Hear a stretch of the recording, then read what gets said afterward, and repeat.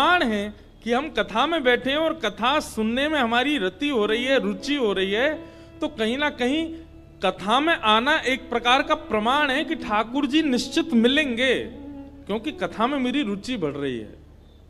जैसे कोई व्यक्ति बदायूं से नैनीताल जाए या बदायूं से देहरादून जाए, वैसे नैनीताल पास है शायद यहां से, मुरादाबाद होते हुए, है ना, पास तो इतना नहीं होगा, होगा तो दूर ही, पर मार्ग यही है। तो नैनीताल जाते समय व्यक्ति को पड़ाव पर एक माइलस्टोन मिलता है, किलोमीटर स्टोन दिखता है। अब तो बड़े बड़े बोर्ड लगते हैं, उनमें लिखा रहता है नैनीताल इतना किलोमीटर और इतना किलोमीटर और। ज्यों ज्यों वो किलोमीटर घटते रहते हैं त्यों त्यों हमारी भावना सुदृढ़ होती रहती, बस अब इतना ही रह गया, बस अब इतना ही रह गया। ठीक वैसे भगवत मिलन के लिए व्यक्ति जब बढ़ता है और अपने सब साधन करते हुए, गंगा स्नान करते हुए, यमुना स्नान करते हुए, संत सेवा करते हुए, तीर्थों में भ्रमण करते हुए, जब वह कथा में आता है, अपने जीवन में, उसके जीवन में जब कथा आती है, तो एक प्रकार से ये समझो कि नैनीताल जाने वाले व्यक्ति को जिस माइलस्टोन को देख करके सांत्वना हो जाती, बस अब इतना ही दूर रह गए, बस अब पहुंचने ही वाले हैं। ऐसी कथा जीवन में आ जाए तो बस ये समझ जाना अब ठाकुर जी मिलने ही वाले हैं। ये एक प्रमाण है इस बात का कि बस ठाकुर जी अब दूर नहीं। कथा जिसके भी जीवन में आई, चाहे वो मीराबाई हो, चाहे वो सूरदास हो, चाहे वो रैदास हो, चाहे वो हितरवंश महाप्रभु हो, श्री मद वल्लभाचार्य जी महाराज हो, सबके जीवन में कथा ने आकर के भगवत प्राप्ति कराई। इसलिए कथा बहुत जरूरी है। तो एक प्रकार से आपके जीवन में कथा का आना, आपका कथा में आना, इस बात का प्रमाण है कि ठाकुर जी तैयार बैठे मिलवे को, बस अपनी तैयारी करो, अपने आप को इतना योग्य बनाओ कि ठाकुर जी मिले। कल हम आप सब लोग श्रवण कर रहे थे कि भागवत जी की रचना क्यों हुई। सब लोग बहुत सावधानी से सुनो। वेदव्यास जी महाराज ने जितने भी ग्रंथ लिखे हैं, सब धर्म, अर्थ, काम और मोक्ष। भैया व्यवस्था वाले बहुत धीमे धीमे करवा लो व्यवस्था, जो भी करवा में, जगह इतनी तो है, फिर भी आगे आ जाओ, आ जाओ सब लोग बैठो। हमको क्या, कथा बहुत जल्दी भूल जाता हूं मैं, अगर जरा भी ध्यान भटकता है तो जो भी व्यवस्था कर्मी है बहुत धीमे धीमे, हमको पता नहीं चले, आप व्यवस्था कर दिया करो।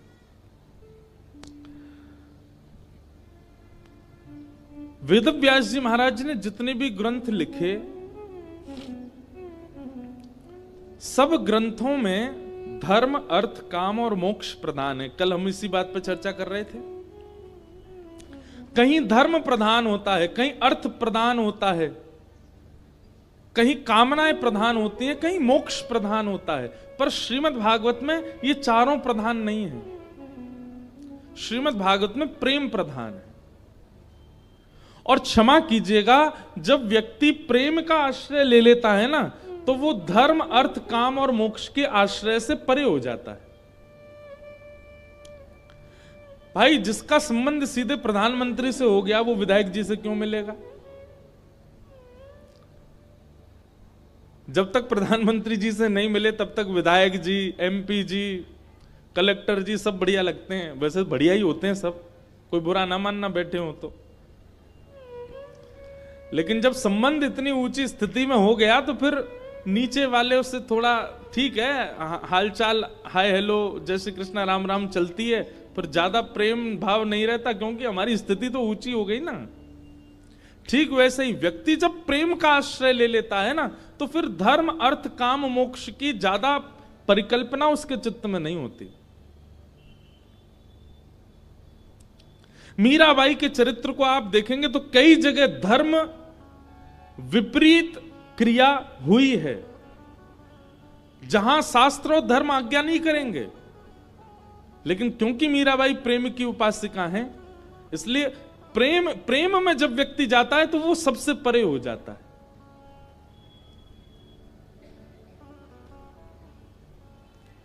गोस्वामी तुलसीदास जी महाराज ने, आज सुबह भी जब लोग आए थे तो मैं कह रहा था इस बात को कि गोस्वामी तुलसीदास जी महाराज ने मानस जी की रचना की, और बहुत सावधानी से सुनिएगा, जिस समय मानस जी की रचना की गोस्वामी जी ने, उस समय किसी ने मानस जी को स्वीकार नहीं किया। रामचरित्र मानस जी को देख करके, पढ़ करके बड़े बड़े विद्वान भी उपहास कर देते थे, ये तुमने क्या लिख दिया गोस्वामी जी। आज वही मानस जी सबका कल्याण कर रही हैं।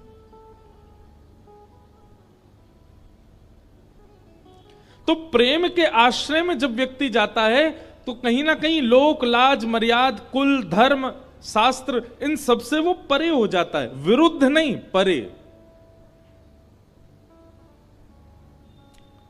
हमारे ब्रज में गाते हैं, कौन पावे आको पार, प्रेम ने दिया कि सदा उल्टी बहे धार। जहां सीधो ही सीधो सब काम है जाए भैया, वो प्रेम ना है, फॉर्मेलिटी है। और जहां सब काम टेढ़े ही टेढ़े हों, वही प्रेम है, वही प्रेम है।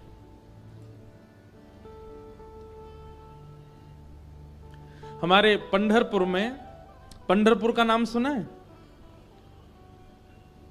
देखो, हम तो कल परसों तो कसम खब्बा गए थे कि बद्रीनाथ जाना है, अब दूसरी कसम खाओ पंढरपुर भी जाना है। अरे क्या करेंगे हम जीवन भर, यहां बिसौली में थोड़ी रहना है। जन्म मिला है, मानव बने हैं, संसार में आए हैं, जितने तीर्थ हैं, जितनी लीलाएं हैं, सबका दर्शन कर लो। हम पे तो बहुत बड़ा सौभाग्य कि हम 27-28 वर्ष में हमने लगभग सारे तीर्थों के दर्शन कर लिए, सब जगह घूम लिए। और देखिए, केवल तीर्थ दर्शन से काम नहीं बनेगा, उस तीर्थ की महिमा क्या है, वहां तीर्थ में ठाकुर जी क्यों विराजते हैं, क्या, ये सारी कथाएं भी पता होनी चाहिए। कितना सुंदर है हमारा सनातन धर्म। तो पंढरपुर महाराष्ट्र में भगवान श्री कृष्ण, भगवान द्वारिकाधीश पंढरीनाथ के रूप में, विट्ठल भगवान के रूप में विराजते हैं। कईयों ने दर्शन किए होंगे, जिन्होंने नहीं किए, ठाकुर जी ऐसे कमर पर हाथ रख के और ईंट के ऊपर खड़े हैं। वहां भक्त हुए पुंडलीक, पुंडलीक भक्त माता पिता की बहुत सेवा करते थे। उनकी सेवा से प्रसन्न होकर के भगवान पुंडलीक को दर्शन देने आए। तो पुंडलीक ने देखा भगवान द्वार पर आए, पर मैं तो माता पिता की सेवा कर रहा हूं। भगवान ने कहा कि भैया, जब तक तुम्हारी सेवा हो तब तक हम खड़े रहेंगे, तब तक के लिए आसन तो दे दो। तो पुंडलीक ने ईंट खिसका दी, भगवान उसके ऊपर ही खड़े हो गए, आज तक खड़े हैं श्री विट्ठल भगवान। तो हम प्रेम की चर्चा कर रहे हैं। ये दर्शन हुए आपको स्क्रीन पे, यही है श्री विट्ठल भगवान।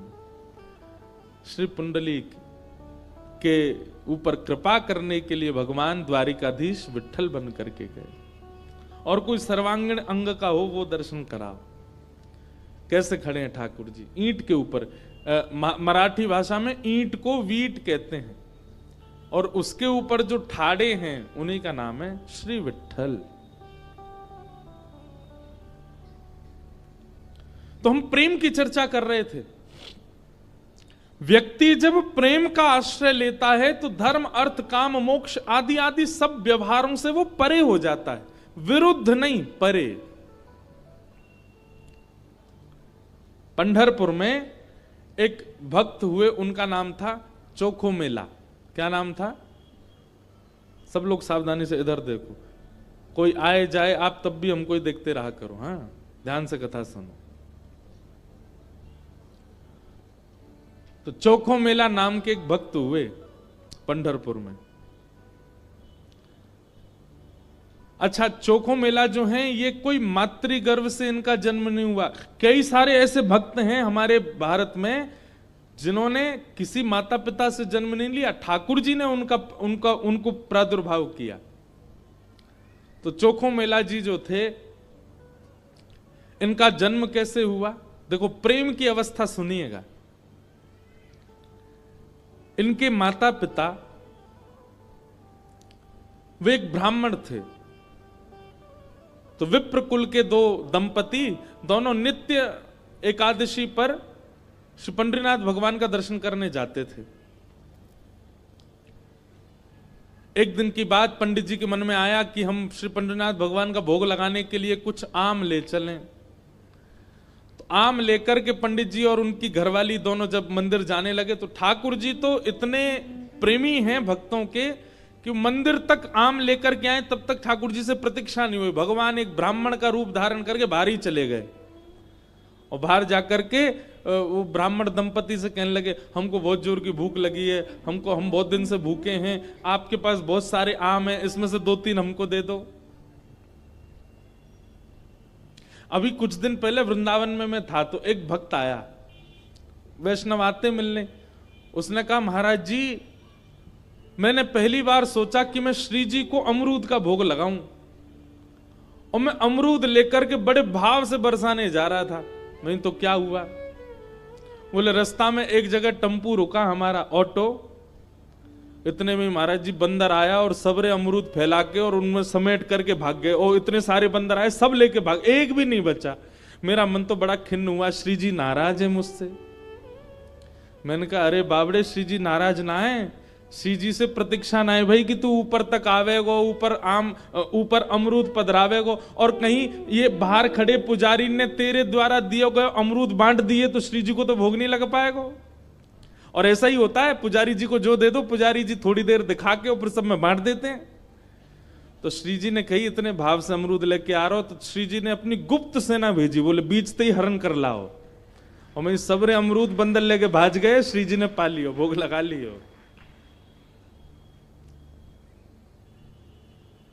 तो जब कोई बहुत प्रेम, बहुत आस्था, बहुत बहुत भाव से ठाकुर जी को कुछ चीज अर्पित करने जाता है ना, वो मंदिर तक पहुंच ही नहीं पाता, उससे पहले ही ठाकुर जी स्वीकार कर लेते हैं।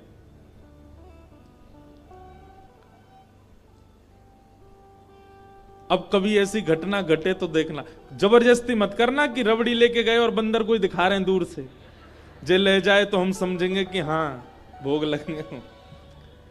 जबरदस्ती नहीं, अपने आप ऐसी कोई योजना बने तो समझ जाना कि श्री ठाकुर जी ने पा लिया। तो भगवान पहुंच गए और दंपति के पास जाके कहने लगे, बोले हमको आम दे दो, बहुत जोर की भूख लगी है, आप इतने सारे आम लेके जा रहे हो, उनमें से 2-3 ही दे दो। तो विप्र दंपति ने सोचा, कोई बात नहीं, 2-3 आम इनको दे देते हैं, बाकी 2 धा के फिर पंडरीनाथ जी का भोग लगा देंगे। लीजिए लीजिए भैया, आप लोग पाओ। अब जैसे ही ब्राह्मणी ने आम दिया, और चोखो मेला जी खूब जोर जोर से वो पंडरीनाथ भगवान जिस रूप में आए थे उस रूप में बढ़िया प्रेम से फल पाने लगे। लेकिन वो क्या करते, थोड़ी देर तो आम चूसते, पूरा आम नहीं पाते, थोड़ा सा उसमें छोड़ देते और फिर ब्राह्मणी की गोद में ही डाल देते। एक आम पाया, ये हैं श्री पंडरीनाथ भगवान।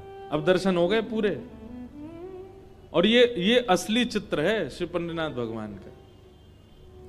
अब हमको ही देखो, कथा सुन। तो यही ठाकुर जी ब्राह्मण का रूप धारण करके गए, और महाराज आधे आधे आम चौंके और चौंक करके उनकी गोद में डालते जाएं। बेचारे ब्राह्मण देवता एक दूसरे, दंपति एक दूसरे को देखने लगे, बोले कि ये क्या कर रहे हैं। बोले कोई बात नहीं। 2-4 आम पा करके और उच्छिष्ट छोड़ छोड़ करके उनकी गोद में ब्राह्मण तो चले गए। अभी दोनों दंपति सोचने लगे, कोई बात नहीं, 2-3 आम बचे, इनको धो के पंडरीनाथ भगवान का भोग लगा देंगे, और ये जो आम ये हमारी गोद में छोड़ गए, इनको बांध लो, कोई जानवर या कोई जीव मिलेगा उसको दे देंगे। अभी इनमें आम बचे हैं, कोई जीव खा लेगा। जैसे ही दोनों आगे बढ़े तो ब्राह्मण तो थोड़े आगे चले गए, पत्नी धीरे धीरे पीछे आ रही थी। तभी उसको अचानक इतना भार लगने लगा, वो जो उसने झोली सी बनाई थी, इतना भार लगने लगा कि एक तरफ की ओर वस्त्र खिंचने लगा। जैसे उसने देखा मेरी झोली इतनी भारी हो गई, खोल करके देखा तो वहीं एक नन्हा सा बालक था, उसी का नाम पड़ा चोखो मेला। उनका नाम चोखो मेला इसलिए पड़ा क्योंकि भगवान ने आम चौंक करके और गोद में मेल दिया, इसीलिए नाम उनका चोखो मेला। अब इनके कोई माता पिता नहीं है, ये ठाकुर जी ने इनको भेजा है। और ठाकुर जी जिसको भेजते हैं ना, वो निश्चित है कि संसार के भक्तों को पथ दिखाने के लिए भेजते हैं। हमने एक चीज अनुभव की भैया, अधिकतर भक्तों के चरित्रों में देखा गया कि उनका जन्म सामान्य हमारी तरह नहीं हुआ, कुछ ना कुछ अलग होता है। जैसे गोस्वामी तुलसीदास जी महाराज के लिए आता है कि जैसे ही उनका जन्म हुआ, जन्म लेते ही उनके 3200 दांत थे। बालक के दांत होते हैं जन्म लेते ही, तो गोस्वामी जी के दांत थे। और उनके परिवार और गांव के लोगों ने यह सोचा कि ओहो, इसके तो सारे दांत निकल आए, ये अपसगुन बालक है। अपसगुन मान करके उनको थोड़ा किनारे कर दिया। वही गोस्वामी तुलसीदास जी बन गए। सूरदास जी महाराज जन्म से ही अंधे हुए, उनके नेत्र ही नहीं थे। सब भक्त ऐसे नहीं होते, पर अधिकतर भक्तों के साथ कुछ जन्म से ही ऐसी स्थिति होती है कि जिसको संसार के लोग ये समझेंगे ये तो अपसगुन है, ये तो अच्छा नहीं हुआ। ठाकुर जी ने देखो उसके संग कैसा किया। अष्टवक्र जन्म से ही 8 जगह से टेढ़े थे। ऐसी चोखो मेला।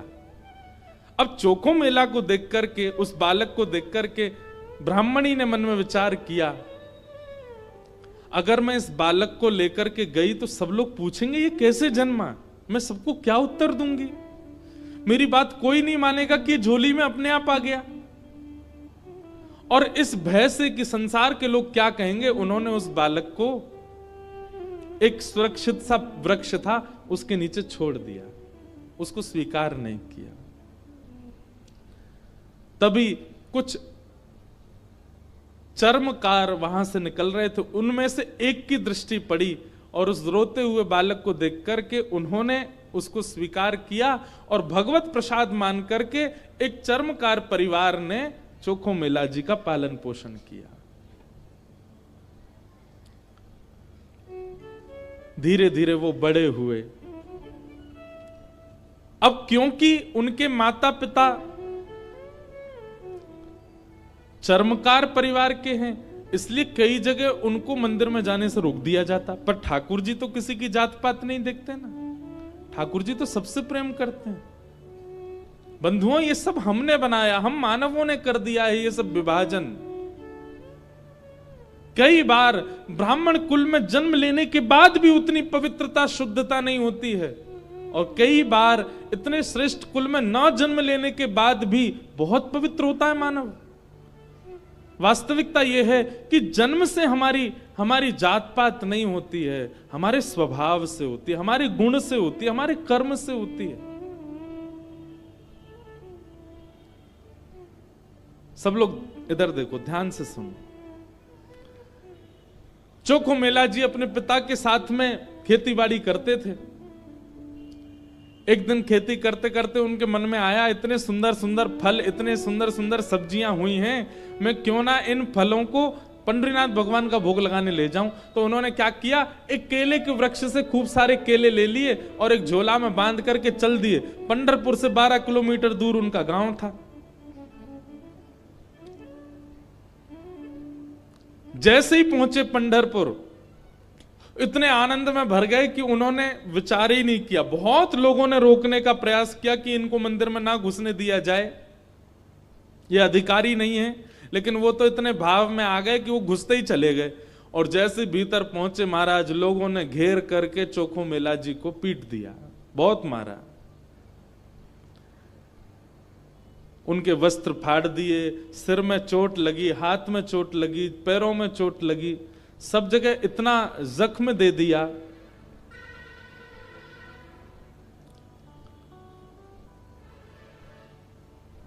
चोखो मेला जी रोते रोते वापस आ गए। पंडरीनाथ भगवान को भोग नहीं लगा पाए।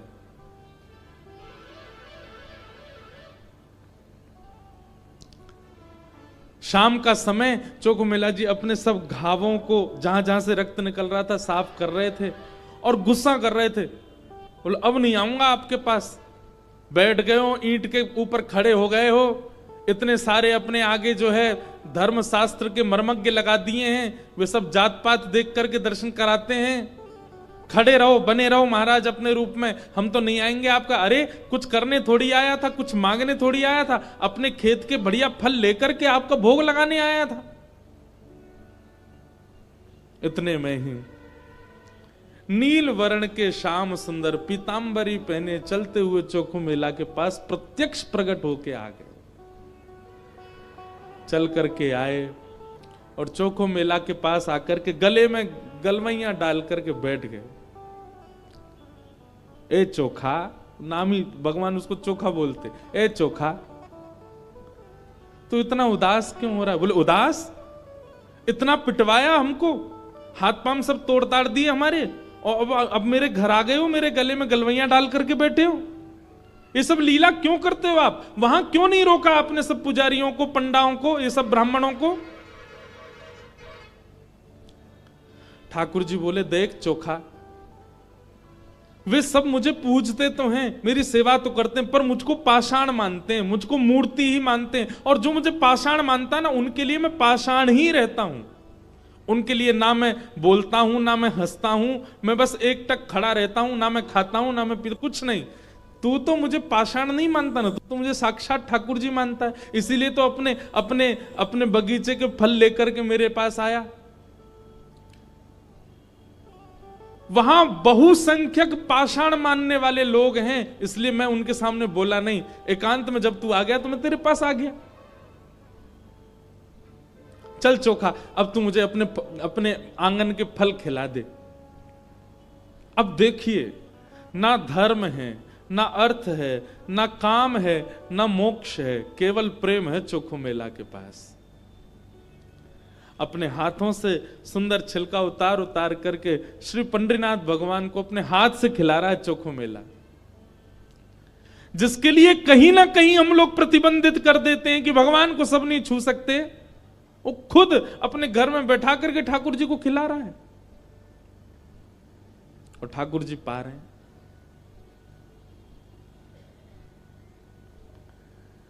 भगवान ने 2-3 केला पाए और 2-3 केला पाने के बाद में भगवान बोले, ए चोखा सुन, अब मत खिला, अब बाकी के जितने बच्चे हैं ये सब मेरी पीतांबरी में बांध दे। चोखा बोला, वहां जाकर के पाओगे, सारे मेरे सामने ही पा लीजिए ना, आप बांध करके क्यों ले जा रहे हो, यहीं प्रेम से पालो। पंडरीनाथ भगवान बोले, अरे मैंने अपना तो पा लिया, ये बाकी के तो मैं पंढरपुर में रुक्मणी जी बैठी हैं, वो भी भूखी हैं, उनके लिए ले जा रहा हूं, उनको जाके मैं पवा दूंगा। आज चोखा, तेरे ऊपर इतना प्रहार किया ना सबने, तेरे ऊपर इतना अत्याचार किया सबने, इसलिए मैंने और रुक्मणी जी ने आज भोजन ही नहीं किया, हम दोनों भूखे हैं। अब मैंने तो पा लिया, अभी रुक्मणी जी के लिए ले जाऊंगा। चोखा मेला खूब रोने। अब मैं यहां तो गा नहीं सकता, मुझे आते भी नहीं, मराठी में इतने सुंदर सुंदर पद हैं उनके। भगवान अपनी पीतांबरी में केले बांध करके पंढरपुर आ गए और पंढरपुर में आकर के रुक्मणी जी को पवाया। प्रातः काल ब्रह्म मुहूर्त में जैसे ही कपाट खुले श्री पंडरीनाथ भगवान के, चारों ओर केले के छिलके पड़े हैं और केले के छिलके देख करके सब पंडा पुजारी बोले हम तो कपाट बंद करके गए, ये केला के छिलका यहाँ कैसे पड़े हैं, ये कौन लेके आया? तभी एक उनमें से बोले कल वो आया था ना, एक चर्मकार का बालक, वही अपने संग बांध के लेके आया था इतने सारे केले, उसको सुबह तो हमने मार पीट के भगा दिया, निश्चित ही वो कहीं से रात में आ गया है और रात में आकर के सब यहाँ खा करके गया है ठाकुर जी के आगे। उसका उद्देश्य तो गर्भगृह को बेकार करना ही था, इसलिए ये सब हुआ है, ये उसी ने किया है। और सब पंडा पुजारी नाराज हो गए, अपने हाथ में डंडा ले ले करके कमर कस के सब पहुंच गए चोखो मेला के घर, और वहां पहुंच करके घर से निकाल करके फिर पीटा उनको, फिर मारा। कितनी परीक्षा लेते हैं ठाकुर जी, हम तो नेकाद में घबरा जाते हैं। चोखो मेला घर में सो रहे थे और घर में जाकर के वहां से घसीट करके उनको मारा सबने। बोले अरे दुष्ट पापी, तुझको मंदिर में नहीं जाने दिया तो रात्रि तू गर्भगृह में घुस गया।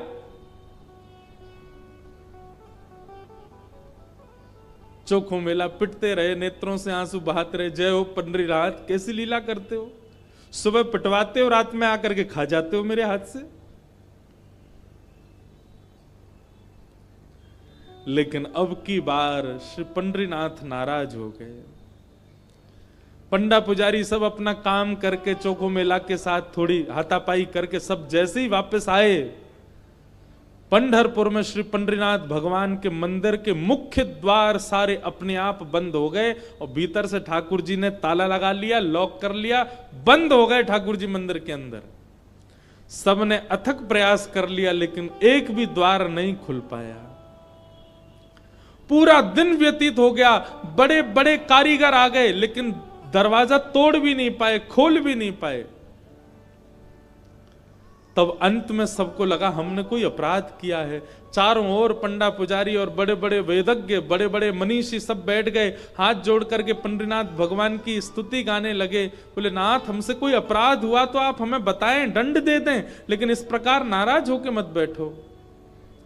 तभी मंदिर के भीतर से भगवान ने रुग्ण स्वर में, रोते हुए स्वर में भगवान की आवाज आई।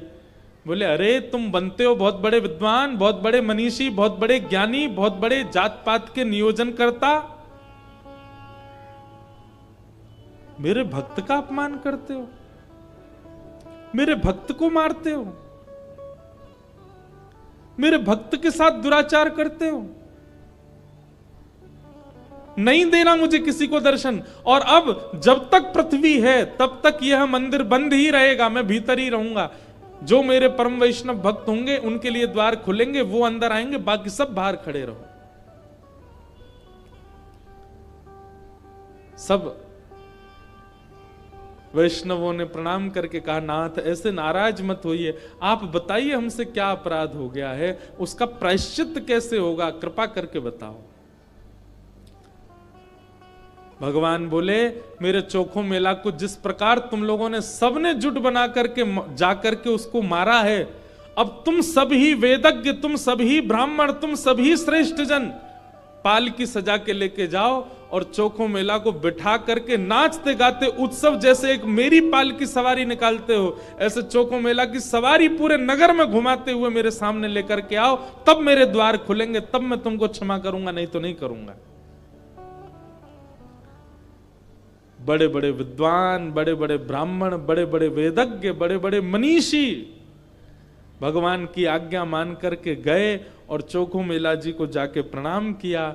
एक दिव्य सिंहासन से युक्त पालकी में चोखो मेला जी को विराजमान करके नाचते गाते हुए, आनंद करते हुए, उत्सव जैसे ठाकुर जी का उत्सव मनता उससे भी अधिक उत्सव मनाते हुए चोखो मेला को लेकर के आए।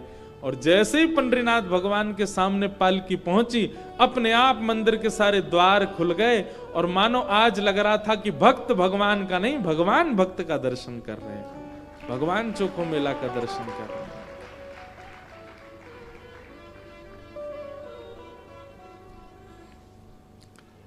प्रेम बड़ा है, ज्ञान बड़ा नहीं। ज्ञान आवश्यक है, वैराग्य आवश्यक है, सब कुछ आवश्यक है, पर प्रेम प्रधान है। प्रेम के बगैर कहीं ना कहीं आप ठाकुर जी से दूर ही रहोगे। इसलिए भैया ज्ञान बहुत आवे इसकी कामना मत रखो, हमारा जप बहुत बने इसकी भी कामना मत रखो, हमारा नियम बहुत बने इसकी भी कामना मत रखो, हम नित्य तीर्थ जाते रहें ऐसी कामना भी मत रखो। कामना केवल एक रखो, हम जहां भी रहें, जैसे भी रहें, जिस स्थिति में रहें,